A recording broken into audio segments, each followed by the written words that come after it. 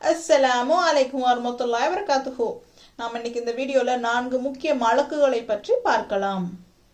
மலக்குகள் என்பது அல்லாஹ்வின் தூய படைப்புகள். அவர்கள் ஒளியால் படைக்கப்பட்டவர்கள். அவர்கள் சாப்பிட மாட்டார்கள், தூங்க மாட்டார்கள். அவர்கள் ஒருபோதும் அல்லாஹ்வின் கட்டளையை மீற மாட்டார்கள். 4 முக்கிய மலக்குகள் பற்றி பார்க்கலாம்.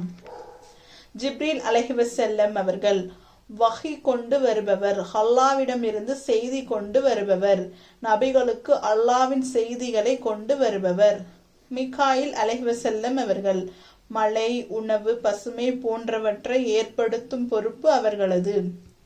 இஸ்ராஃபீல் அலைஹிவஸல்லம் கியாமத் நாளில் சூர் ஊதுவார். முதல் சூர் ஊதும் போது அனைத்து உயிர்களும் அழிந்துவிடும்.